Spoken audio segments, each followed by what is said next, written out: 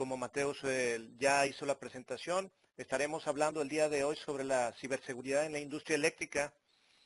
De nuevo presentándome, Silverio Cavazos, a sus órdenes. Estoy actualmente como arquitecto de sistemas o System Architect para todos nuestros clientes en Latinoamérica. Revisemos la agenda del día de hoy.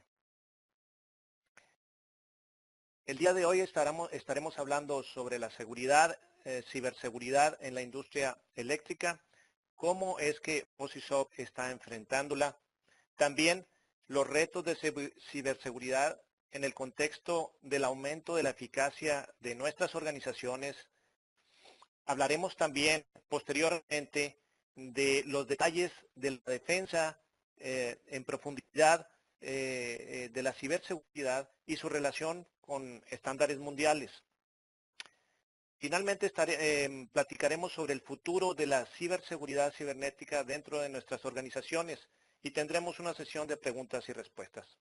Quiero aclarar que aun cuando la presentación está enfocada principalmente para la industria eléctrica, aplica perfectamente los mismos principios para otras industrias, sea por ejemplo la industria del petróleo o la industria minera, aplica en forma similar. Así que bienvenidos. Platiquemos ahora sobre la seguridad en OSIsoft. OSIsoft tiene presencia global en diferentes oficinas alrededor del mundo. En especial, hablando de los temas de ciberseguridad, se cuenta con un director de ciberseguridad que está en las oficinas en Estados Unidos y diferentes Principal Industry, así como Champions Industry para el tema de ciberseguridad. En el caso específico de Latinoamérica, que esto cubre desde México hasta la Argentina, incluyendo el Caribe. En la oficina de Brasil, Luis Caguafane es nuestro champion para temas de ciberseguridad y tanto él como un servidor les apoyamos en estos temas para todos nuestros clientes en la región. Y el tema es que OSIsoft tiene una política de comentar continuamente y comunicar continuamente los temas de seguridad, tanto de los sistemas operativos que afectan a nuestro software como nuestro software.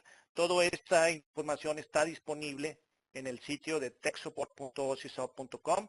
En la primera página que ustedes vean en nuestro sitio, encontrarán claramente un acceso, un hipervínculo donde dice últimas noticias de ciberseguridad, y ahí van a poder encontrar, como les digo, tanto software, las notas o recomendaciones tanto para los parches de los sistemas operativos, por ejemplo, las últimas versiones de Windows, así como también sobre las versiones de OSIsoft y cualquier parche de seguridad o noticia de seguridad relacionada. Si la visitan ustedes, verán que hay información de cómo afecta los temas de los últimos recientes eventos para los sistemas operativos y para los microprocesadores de los eventos de el Meltdown y el Spectre, cómo afectan al software de OSIsoft. Les invitamos a que visiten nuestra página techsupport.osisoft.com. Pasemos ahora propiamente a la plática del día de hoy. Cuando hablamos de integración de dominios de tecnología, y no estoy hablando específicamente de informática, sino de tecnología en general, tenemos dos grandes áreas o dominios de operaciones. Lo que es piso de planta, que generalmente cuenta con una infraestructura de red, y el punto álgido donde se realizan las operaciones, que puede ser nuestro centro de control, ya sea un solo centro de control o múltiples centros de control, dependiendo de nuestras operaciones. Y tenemos el otro dominio, y de nuevo, no tecnológico, sino el otro dominio de operaciones, que es la red corporativa. El detalle es que ustedes ven regularmente que información que está sucediendo en el piso de planta, en el cuarto de control, tiene que ser mezclada con la red de área administrativa para diferentes temas. Por ejemplo, para hacer un análisis de corte de energía, incluyendo duraciones y frecuencias, poder estar al tanto de las desconexiones de carga y qué cantidades está afectando. Un punto muy importante, la confiabilidad de los activos, la cual si bien se lleva en nuestros sistemas ERP o de mantenimiento, los datos de cómo está operando y que afectan a ese mantenimiento están en nuestra red de control. También, muy importante, tenemos una planeación de la generación, que eso, de nuevo, generalmente está en nuestros sistemas ERP. Sin embargo, tenemos que compararla contra la realidad que está la información, de nuevo, en la red de proceso y en el cuarto de control. Y si estamos hablando de cálculos de amperaje, de análisis de ingeniería de diferentes puntos, por ejemplo, carga de la red o estudios de ampliación de líneas, de nuevo, todo eso requerimos información de qué está sucediendo en la red de proceso. La cuestión es cómo hacemos esta comunicación entre ambos ámbitos de operaciones en forma segura. Entonces, soluciones ya existen, tanto como que la mayoría de ustedes usan, por ejemplo, el software de OSIsoft, el PI System, para precisamente tener acceso a la información de piso de planta. Pero si hablamos del punto de ciberseguridad, aquí es donde tenemos una cierta tipo de paradigmas que es diferente dependiendo si está en la red de operaciones o en la red corporativa. Y estos paradigmas tienen que ver con las prioridades. En la red corporativa, el equipo de informática o de IT tiene mucha hincapié en la confidencialidad de los datos. Obviamente, pues son las operaciones mismas y representan las ganancias de la compañía. Obviamente, en segundo lugar, tal vez la integridad y finalmente la disponibilidad de esos datos. Es decir, tenemos que tenerlos muy confiables, obviamente disponibles, que estén en forma íntegra, sin corrupción y finalmente disponibles. ¿Esto por qué? Porque la mayoría de los procesos que suceden en la red corporativa son transaccionales, no son en forma continua. Sin embargo, cuando entramos en la red de proceso, las prioridades son diferentes, pues resulta que la disponibilidad es el primer factor que tiene peso para la ciberseguridad. ¿Qué quiere decir? Podemos tener datos muy seguros y muy confiables, pero si no los tenemos disponibles, detenemos las operaciones. Por eso mismo, cuando hablamos con el equipo que está involucrado en la ciberseguridad, la red de proceso, ya sean diferentes actores en diferentes, dependiendo de cada empresa, pero puede ser desde la gente de instrumentación, la gente de operación, alguna área de informática dedicada al área de proceso. Ellos conocen que primero tiene que estar disponible el equipo, obviamente, para operar nuestra red o nuestra planta de generación o en transmisión de distribución, cualquiera que sea el área. Después, obviamente, tenemos que enfocarnos en la integridad, es decir, que los datos sean correctos y la confidencialidad pasa a un tercer plano, dado que tenemos la prioridad, de nuevo, de operar. Entonces, esto causa un choque en muchas ocasiones en las empresas, ya sea quienes sean los responsables de la red corporativa, que generalmente obviamente es el área de informática, y en el área de proceso. En el área de proceso, de nuevo, dependiendo de la compañía, pueden ser diferentes actores o incluso diferentes responsables, equipo por equipo incluso. Entonces, ¿cómo consolidamos esto? ¿Cómo hacemos una conjunción de estas necesidades y las ponemos disponibles en forma segura para la empresa? Para eso tenemos que lidiar con algunos mitos de la ciberseguridad. Déjenme les platico que en ocasiones tenemos situaciones dentro de la empresa, sobre todo, por ejemplo, en las áreas operativas donde dice, incluso también en el área de informática donde tenemos algunas frases que nos dicen, no hombre, nadie quiere atacarnos. O algunas otras personas dicen, esto no le sucede a otras empresas, pero no a nosotros. No caigamos en una situación de negación de lo que está pasando regularmente en la industria. Igualmente, podemos tener algunas circunstancias donde dicen, bueno, eso es ciberseguridad, es cuestión del área de informática, no es del área mía de operaciones. O la seguridad cibernética es exactamente igual en el área de informática que en el área de operaciones. No caigamos en esa evasión, en esa respuesta rápida, porque no es correcta ninguna de las dos. El problema de ciberseguridad no es solo de informática, pero a la vez la ciberseguridad no tiene los mismos características para el área de informática nativa como para el área de operaciones. Y finalmente no caigamos en ingenuidad, donde caemos en algunas frases como decir, la ciberseguridad es un proyecto. ¿Qué quiere decir? Bueno, viene el equipo de ciberseguridad, hace su evaluación, instala el proyecto y me olvido de la ciberseguridad. Ese es un grave error. Es un proceso continuo de estar depurando y mejorando. También en ocasiones encontramos algunas actitudes de que no se preocupen, con un parche podemos mitigarlo. Lo bajamos el parche y mitigamos cualquier problema que tengamos de ciberseguridad. No es tan sencillo, requiere una coordinación adecuada. Eh, y el último de ingenuidad es que los incidentes cibernéticos no afectan a las operaciones. Eso pasa en la oficina administrativa, que están conectados a Internet. No es el caso de nuestras redes. Tengamos mucho cuidado con eso. Toda red operativa es susceptible a un ataque de ciberseguridad.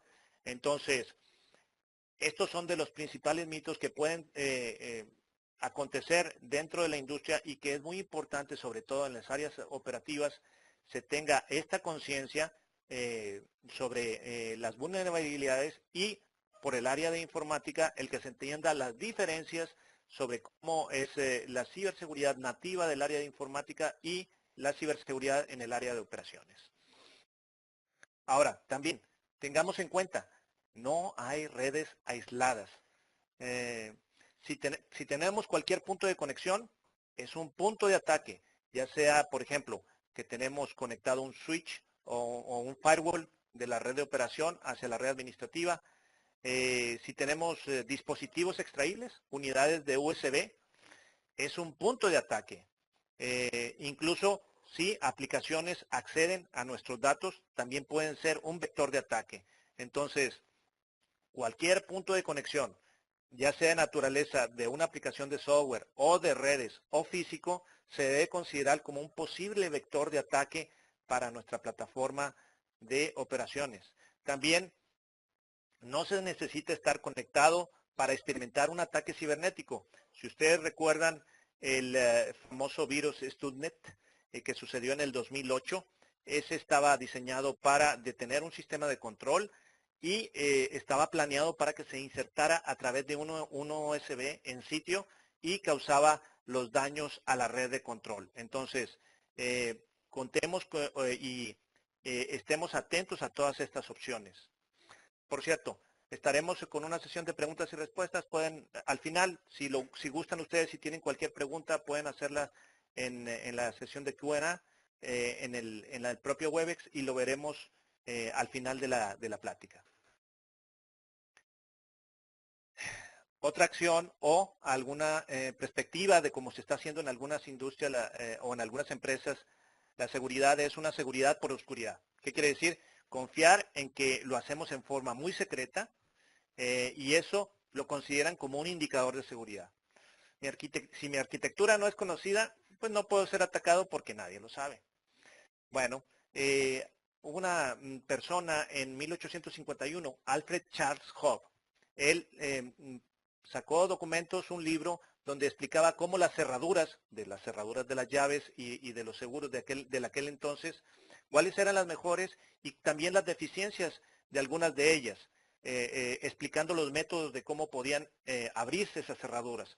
Entonces, él dijo la frase: los pícaros están muy interesados en su profesión y saben mucho más de lo que nosotros podemos enseñarle. Entonces, no demos por sentado de que si consideramos que nosotros tenemos en forma oculta nuestra arquitectura, pues nadie la va a saber. De hecho, la mayoría de las organizaciones internacionales desalientan y no recomiendan esta técnica como una metodología de seguridad, en el entendido de que si lo tienen de alguna forma, si ustedes lo consideran no conocida, alguien más la va a saber en un tiempo o en otro.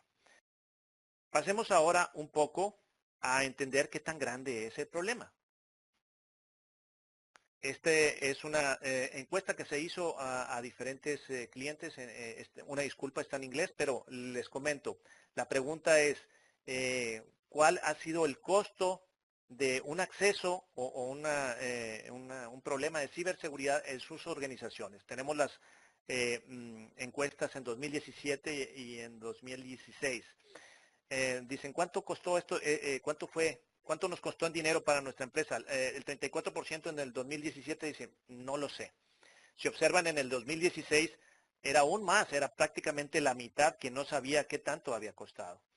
Sin embargo, el 25% en 2017 estaba indicando que por lo menos hasta $100,000. El 17% hasta $500,000. El 4% hasta $1,000,000. Tú dices, bueno, Silverio, qué bueno, van disminuyendo los valores. Pero observen, de 1 a 5 millones fue el 10% y mayor de 5 millones el 10%. Es un problema muy serio. El que comprometamos la seguridad de nuestras operaciones puede tener impactos económicos muy significativos.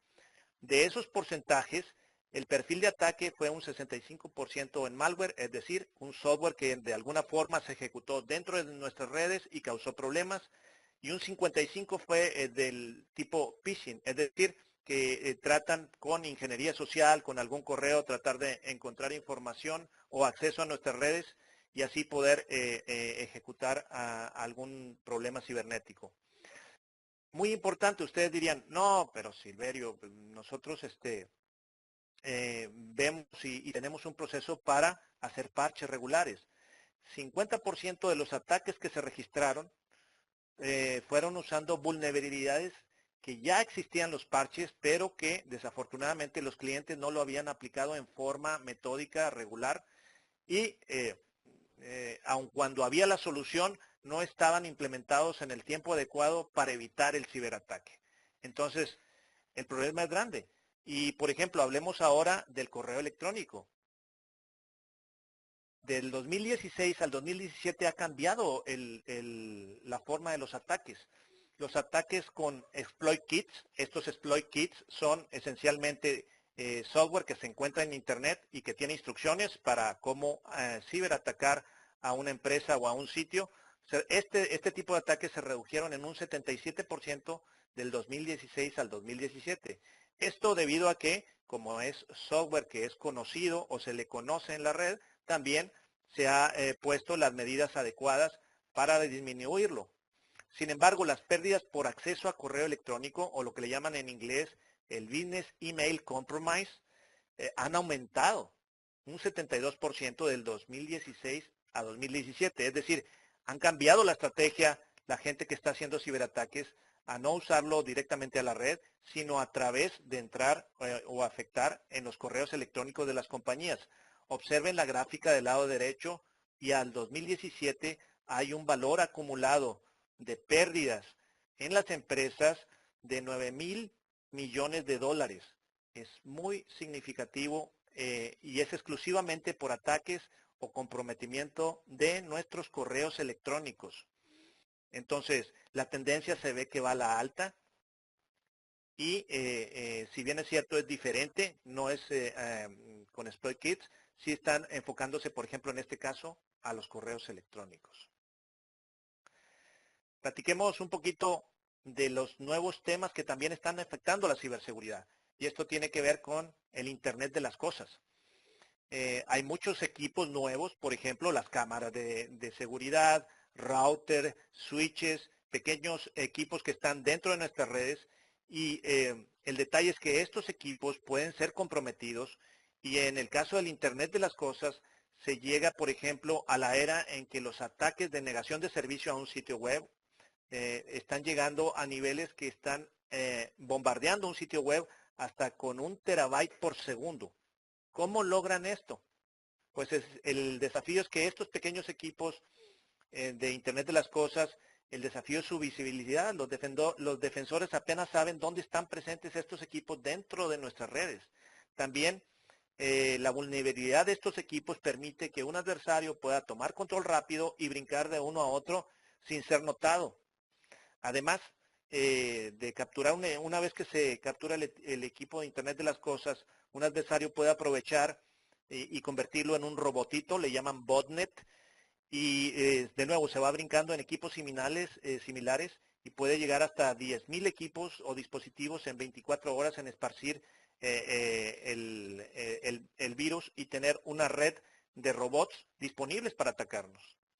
Y el malware, el software que ataca a estos dispositivos, tiene una tasa de detección muy baja, ya que su código reside en la memoria. Entonces, en el momento en que reinician el equipo, aparentemente pues no está comprometido, porque no se detecta el problema. Sin embargo, sí reside, una vez que se reinicia, algo otro de esos robots vuelve a mandar la señal y vuelve a comprometerlo en memoria. Entonces, ha cambiado mucho el Internet de las Cosas, las opciones de ciberseguridad y las necesidades de ciberseguridad. Déjenme les platico de un caso en específico. Este es el software Mirai. En japonés significa el futuro, aunque me recuerda más bien la comida de sushi. El problema es que este software que atacó el año pasado, en 2016, perdón, antepasado 2016, puede usar hasta 10 diferentes métodos de ataque dentro del mismo código y algunos son altamente sofisticados. Es decir, un solo malware que toma control de uno de estos pequeños equipos se convierte en un botnet o en un robot que a su vez hace varias cosas. Primero, permite atacar y segundo, permite distribuir el mismo malware a equipos similares y por diferentes métodos. Entonces, eh, incluso el código de este malware se encuentra disponible en la internet. Entonces, quien sea puede bajarlo, obviamente estudiarlo, pero a su vez también usarlo con fines de ataques cibernéticos. Vamos a hacer una pausa ahora y quisiéramos hacerles una pequeña encuesta. Nos gustaría saber un poco de cómo está la situación en vuestras compañías. Entonces, ¿cómo evalúa el nivel de integración entre sus redes corporativas y operativas? A, totalmente integrada, todas las informaciones de tiempo real son accesibles por las áreas usuarias en cualquier momento. B, parcialmente integrada, las informaciones son accesibles, pero no en cualquier momento, dependiendo de rutinas de extracción automáticas, son periodicidad definida. C, nada integrada. La información es accesible bajo demanda y depende de los procedimientos de extracción manual. Los invitamos para que den su retroalimentación aquí mismo a través de Webex.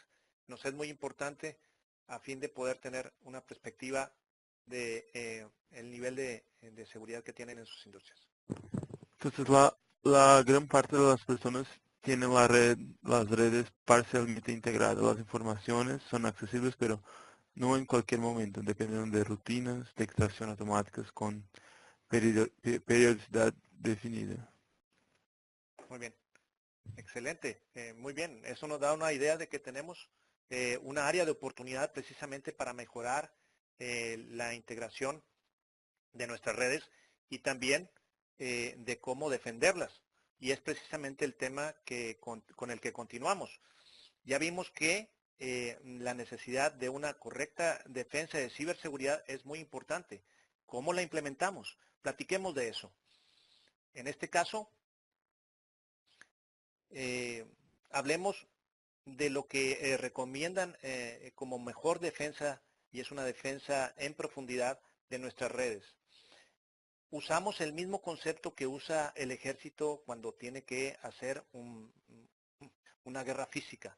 Es decir, crear barreras para detener o demorar a un adversario durante un ataque.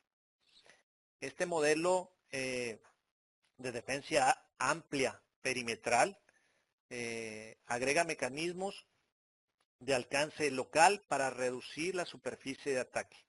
De nuevo, lo que queremos es tener primero políticas y procedimientos dentro de nuestras organizaciones que permitan llevar a cabo esta seguridad. Igualmente tener una defensa física, lo platicaremos, y yendo hacia el centro tener una defensa perimetral, que platicaremos de ellos en los siguientes slides. También defensa de la red, defensa de cada uno de los huéspedes o clientes que usan la red, la defensa de las aplicaciones y finalmente la defensa de los datos. Empezaremos de abajo hacia arriba. Hablando de la defensa de los datos, muy importante, si es que se tiene un evento de ciberseguridad, requerimos tener procedimientos adecuados para la copia de nuestros datos operativos y su restauración. Y esto tiene influencia directa en el tiempo de recuperación del ciberataque. Obviamente estos procedimientos también existen en la mayoría de nuestras organizaciones en caso de un evento disruptivo como pues falla de energía o un evento externo. Tenemos que considerar los temas de ciberseguridad dentro o categorizarlos dentro de estos eventos disruptivos. También debe estar documentado y vinculado con un plan de respuesta a incidentes. Exactamente lo que les digo. En ocasión los incidentes se ven como temas catastróficos externos. Hay que incluir los temas de ciberseguridad. Además, los procedimientos pueden variar según el estándar utilizado. Aquí estamos mostrando algunos estándares de la industria eléctrica, el NIST, el NERSC, el IEC. Pueden variar tal vez en otras industrias, sin embargo, generalmente ya existen los estándares. Les recomendamos los lean, estamos agregando ahí los estándares en cada uno de los slides. Ustedes tendrán acceso a ellos después de del webinar, así que podrán leerlo con detalle como las recomendaciones de estos procedimientos de planes de respuesta. Eso es como paso inicial. Sin embargo, también para defender los datos necesitamos tener una criptografía del tráfico de la red. El objetivo es mitigar lo que le llaman el ataque del hombre en el medio, o man in the middle en inglés, y eso se logra a través de aplicar certificados de seguridad en el TLS, en el Transport Layer Security, utilizando TCP/IP, utilizando certificados cifrados del estándar X509 para autenticación. De nuevo, lo que queremos es que quien sea que esté dentro de nuestras organizaciones tenga una credencial que identifique que es efectivamente un ente que corresponde a nuestra red y así evitar que cualquiera pueda impersonarse como otro de los actores y tener acceso a nuestros datos.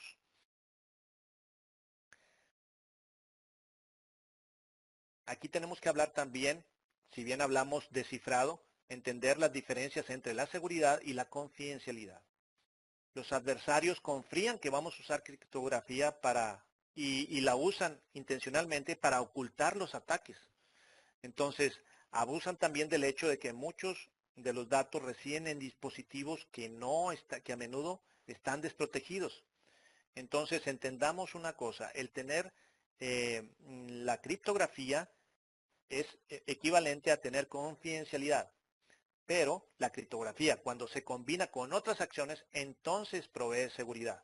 Imagínense que estemos en nuestras redes con datos cifrados y que no sabemos algunos de esos datos cifrados qué están comunicándose o entre quién están comunicándose.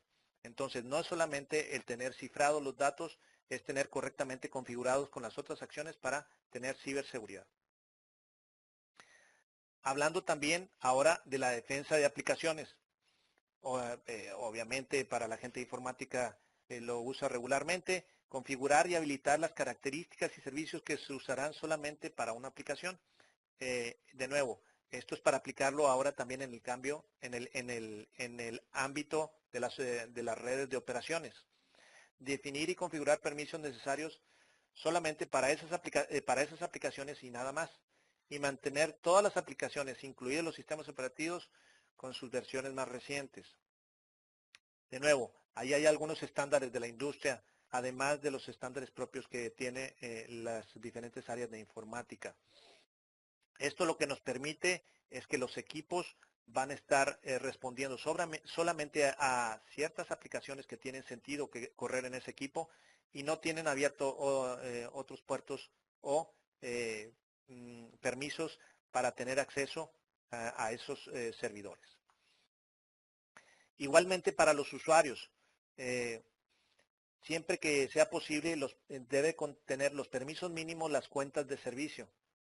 Es decir, por favor, si ustedes están en la red de control y son la persona que va a dar un servicio, ya sea local o de un tercero, no le den la cuenta de administrador. Debe tener una cuenta de servicios la cual exclusivamente va a poder dar servicios a la aplicación en cuestión. Igualmente para las cuentas de usuarios deben tener los permisos mínimos. Por favor, no configuren sus aplicaciones para que todo el mundo es administrador si está en la red de proceso. Debe ser solamente quien corresponda como administradores y el resto solamente como usuarios que tienen permisos de lectura. Estas estrategias reducen drásticamente el efecto de ataques de crypto ransomware, que quiere decir que accesan a nuestro servidor, tienen permisos para acceder a servicios diferentes a los que estaban planeados originalmente y encriptan el disco duro y luego piden una recompensa para desencriptarlo. De nuevo, ahí están algunos de los estándares. Hablando también de los accesos a los servidores, las técnicas de lista blanca y lista negra. La lista negra significa que ustedes niegan explícitamente que se accede o ejecuta a una aplicación, pues, puerto o servicio. Por el contrario, la lista blanca significa que ustedes permiten acceso explícito, es decir, definen quién sí puede tener acceso a la aplicación, puerto o servicio. La recomendación de la mayoría de los estándares en la industria es que se utilicen las listas blancas, dado que son más proactivas. En el caso de la lista negra, ustedes tendrían que estar negando continuamente a una cantidad increíble de posibles usuarios o direcciones de la red. En el otro sentido, simplemente se da una forma más proactiva, pues explícitamente se dice quién sí puede entrar a esta aplicación, puerto o servicio. También hablando de las listas blancas, se puede complementar utilizando también software que permita la ejecución de las aplicaciones adecuadas dentro del propio servidor o computadora. Por ejemplo, si hablamos de Windows, hay la aplicación AppLocker que esencialmente define qué aplicaciones se pueden ejecutar. Si estamos hablando en el ambiente de Linux, tenemos las herramientas de Integrity Measurement Architect y Module Signing, las cuales, de nuevo, solamente los módulos que estén firmados pueden ejecutarse dentro del servidor o quienes estén correctamente asignados con la arquitectura IMA. Hablando de hardware o BIOS, también existe software como el Secure Boot. Esto es importante para que si un sistema operativo que no esté firmado no pueda correr a la hora de arrancar, tiene que tener una firma adecuada y no permite que arranque y comprometa las operaciones si no es de nuevo un sistema operativo que esté firmado.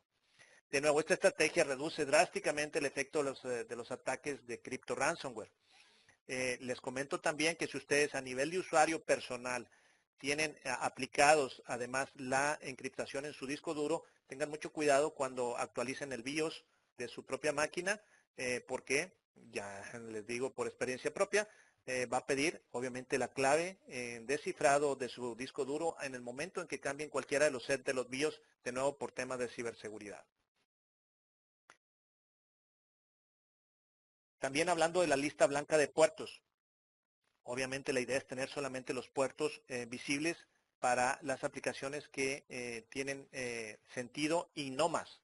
Y apoyarnos además con firewalls dentro de cada uno de los clientes. Por ejemplo, si hablamos de Windows, utilizar el firewall local de Windows como complemento al contrafuegos de la red. No demos por sentado que si ya tengo en mi red un contrafuegos para salir a Internet, es suficiente para tener la correcta ciberseguridad.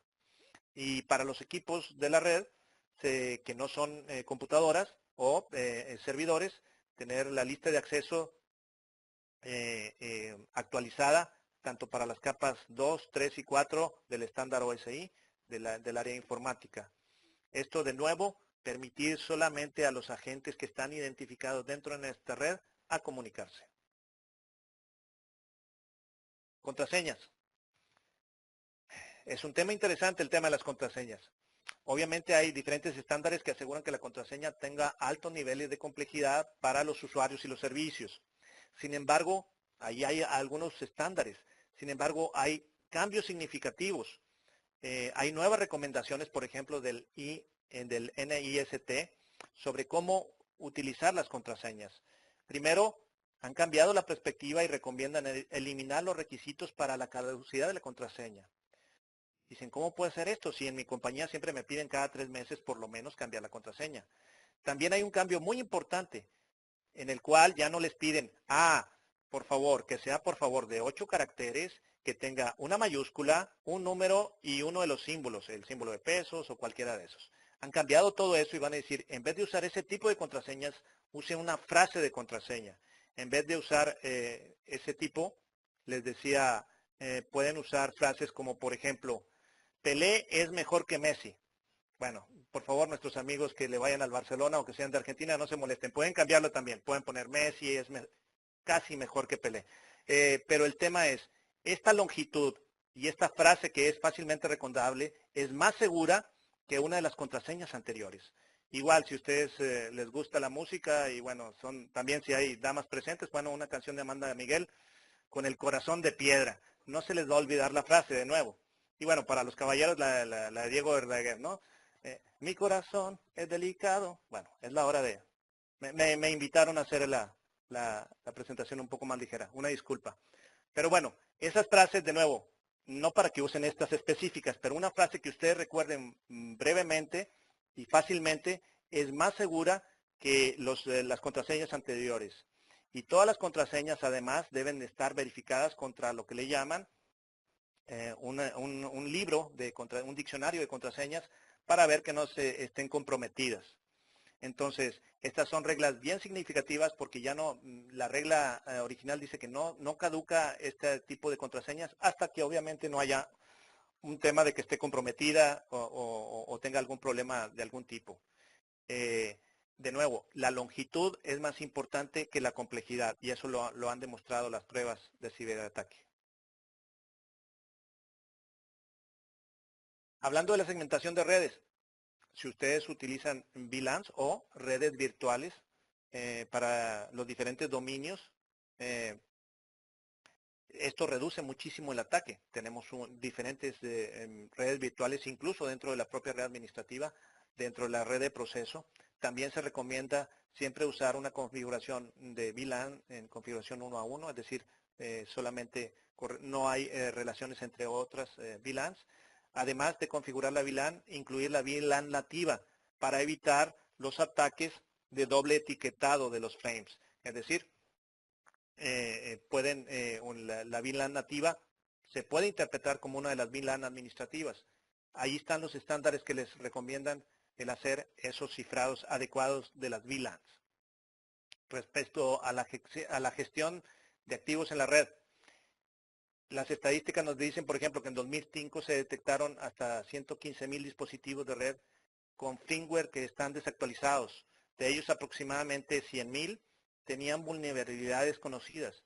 Y no es una estadística de OSISOF, es una estadística del Cisco Annual Security Report. ¿Qué quiere decir? Se recomienda encarecidamente a regularmente actualizar el firmware de los equipos de red. De nuevo, ustedes podrán haber oído más recientemente los problemas de los procesadores de Intel respecto a posibles malware de Spectre o Meltdown.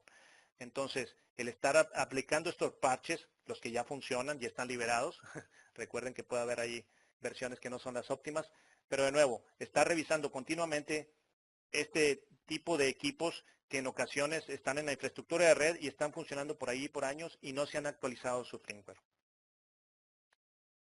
Todo esto es hablando de la defensa de la red. Hablando de una defensa perimetral, es muy importante tener definidas estas redes en forma independiente y en cuanto tengan que acceder unas a otras, establecer una área desmilitarizada, lo que en inglés se llama una DMZ. Y esta DMZ debe estar dentro de una subred separada de las otras redes de conexión. Lo que estamos haciendo, por ejemplo, lo que se ve en el gráfico, es que si tenemos datos de proceso que tenemos que compartir con la red administrativa, el servidor que está leyendo hacia los datos de proceso está en una DMZ, de forma que solamente el servidor puede ver a los datos de proceso y quien está consultándolo de la forma externa, que está en el lado derecho, primero se tiene un firewall, se tiene una DMZ y los usuarios solamente pueden ver el servidor de los datos y desconocen totalmente la red de proceso. Es la forma más segura para tener una comunicación de un flujo de datos que va de izquierda a derecha, es decir, de datos de proceso hacia la red administrativa. Y para quienes tengan servidores PI, podemos platicar en otro momento dónde que recomendamos hacer. De hecho, lo recomendamos también cuando aplique, ponerlos en la DMZ. Hablando de la defensa física de nuestros equipos, el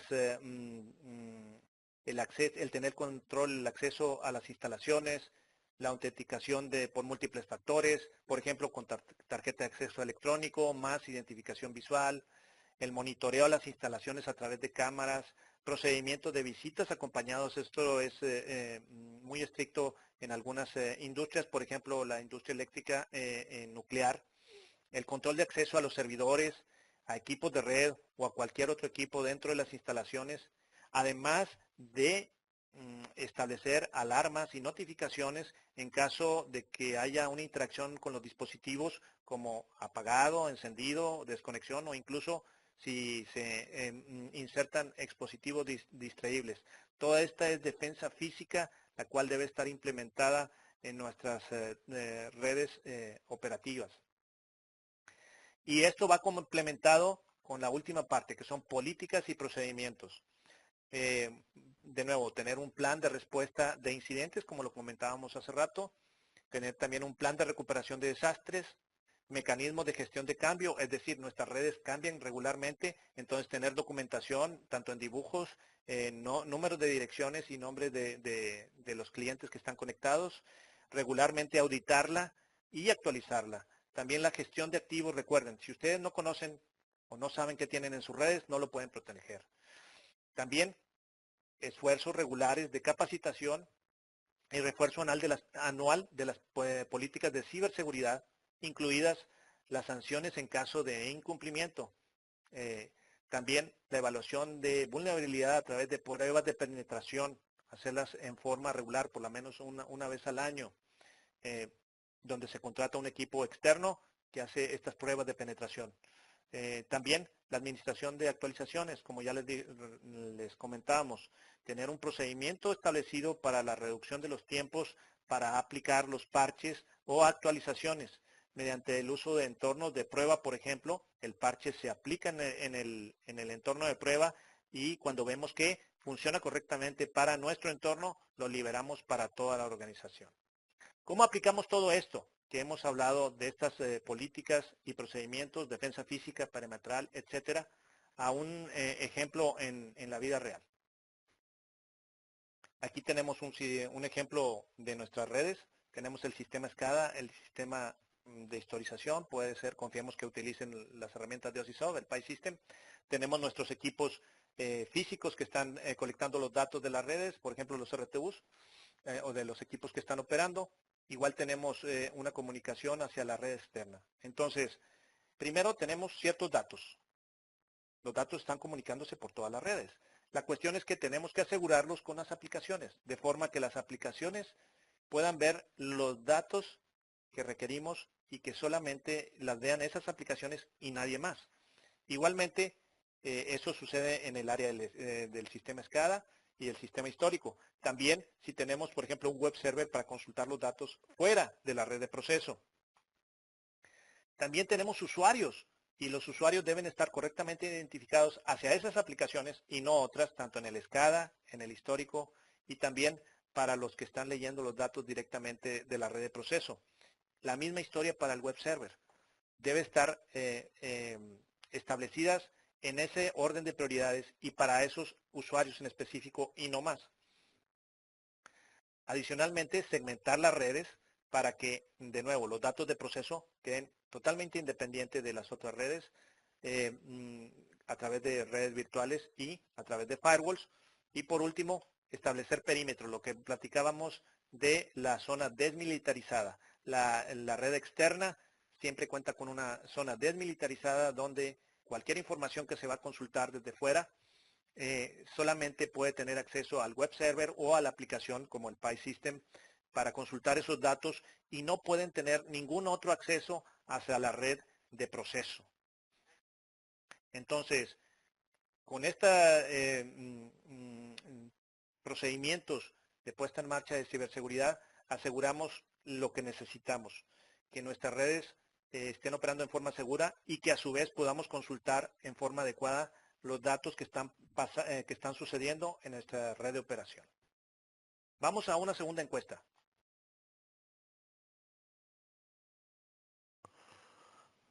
Nos gustaría saber, con base en las recomendaciones presentadas, cómo evaluaría el grado de exposición de su infraestructura, redes operativa y corporativa. Bajo, buena parte de las prácticas recomendadas forman parte de mi política de redes.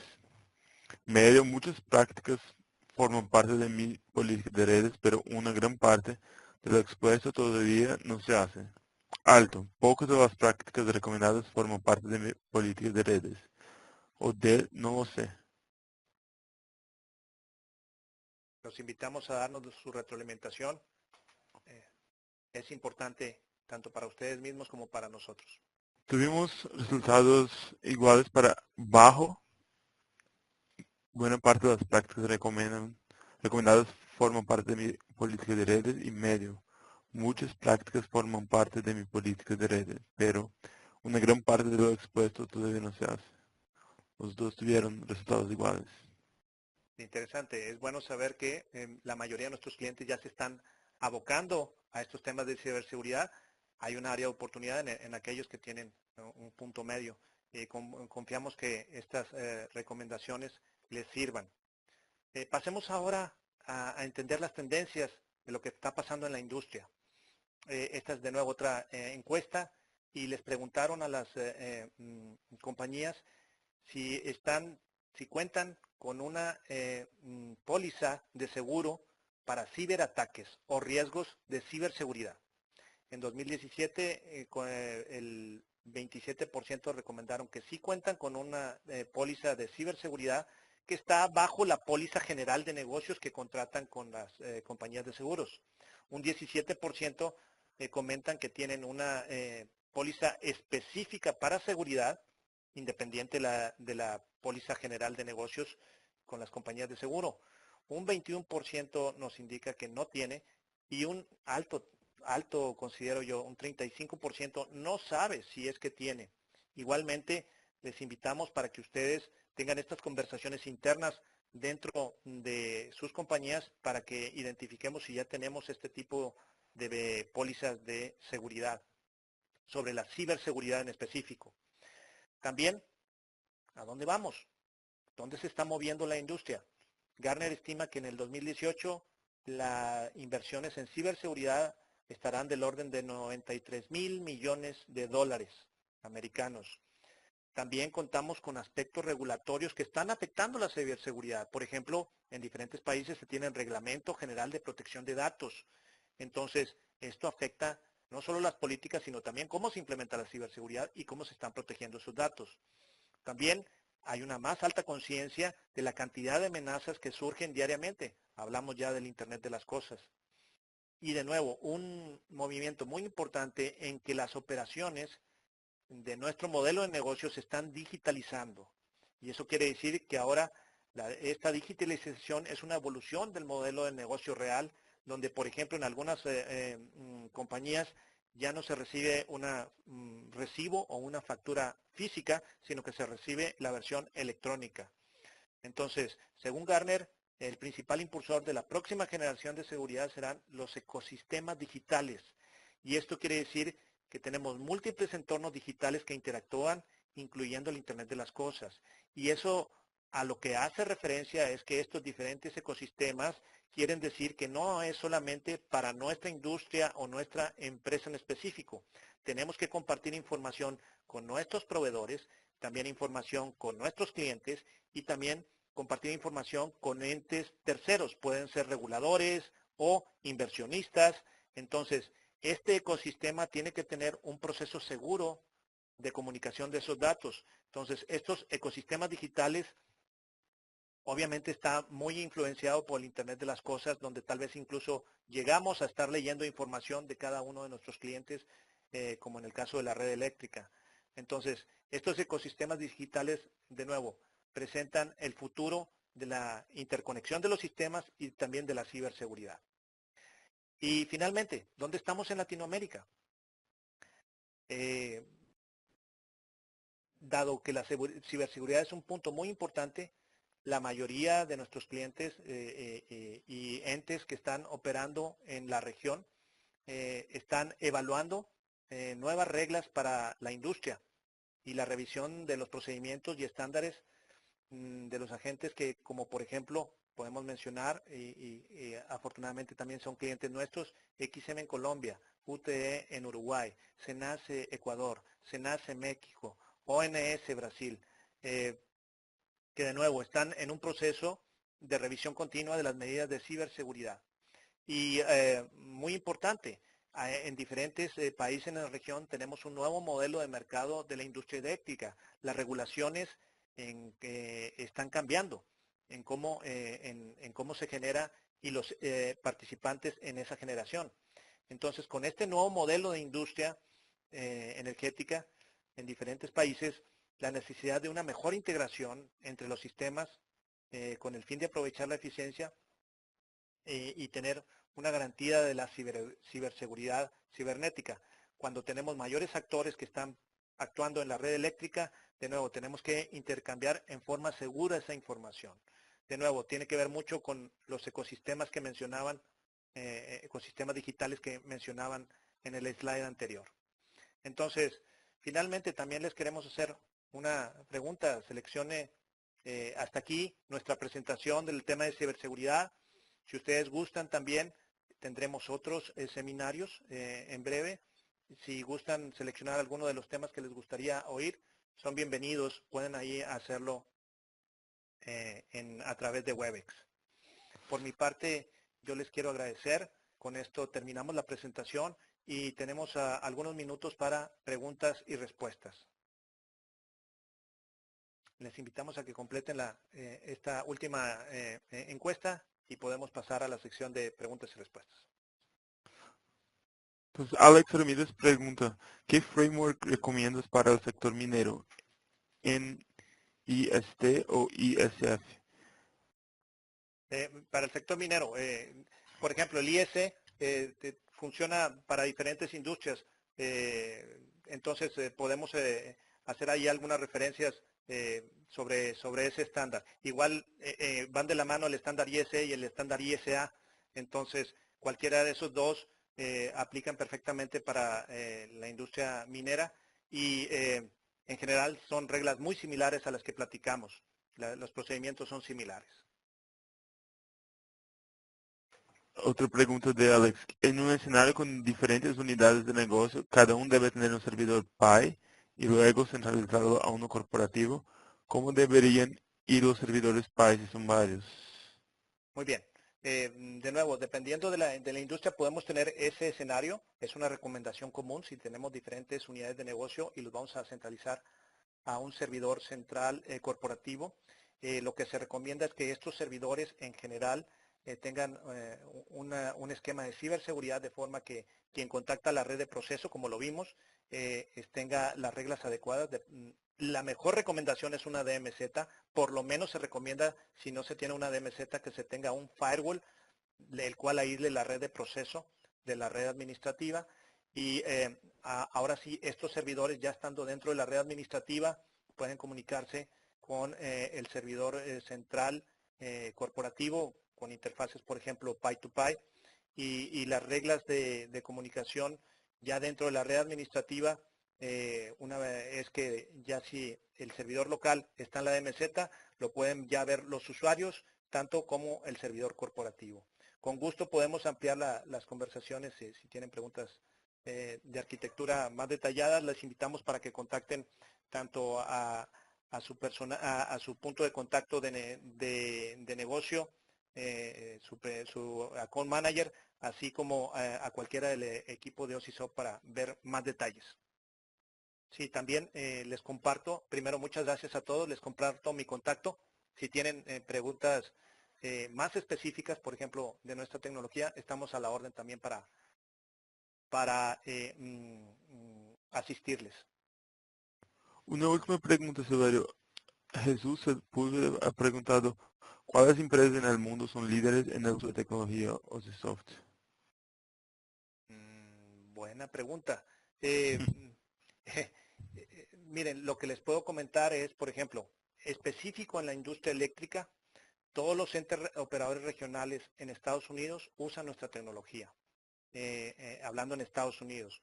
Eh, hablando en Latinoamérica, las empresas que mencioné en el slide anterior, en Colombia, XM, en Ecuador, SENACE, en México también SENACE, ONS en Brasil, etcétera, son empresas muy grandes que tienen sistemas, por su tipo de operaciones, son sistemas PI muy grandes, lo cual implica que también se abocan bastante a los temas de ciberseguridad. Entonces, no son las únicas, solamente estoy mencionando algunas de ellas por el punto que estamos hablando de la industria eléctrica. Igual podemos dar referencias en algún otro momento de la industria minera y de la industria del petróleo. El caso es, lo que vemos es que cada vez hay un reconocimiento más importante de estos temas de ciberseguridad y en los cuales yo lo que veo es que ellos están aplicándose de acuerdo más o menos como la estadística de donde estábamos diciéndolo hace un momento. Ustedes mismos nos lo dijeron. La mayoría ya aplican una buena parte de las prácticas, otras de ellas se están moviendo para implementar este tipo de prácticas. Eh, entonces, la lista es grande. Afortunadamente nuestros clientes se preocupan en general bastante de la ciberseguridad. La cuestión es en que también, incluso dentro de la misma empresa, batalla un poco para permearse todos estos procesos de ciberseguridad. De ahí lo importante de las políticas y procedimientos. Bueno, Silverio, creo que si tiene más preguntas puede enviarle directamente a Silverio por correo y les agradecemos la presencia y la atención.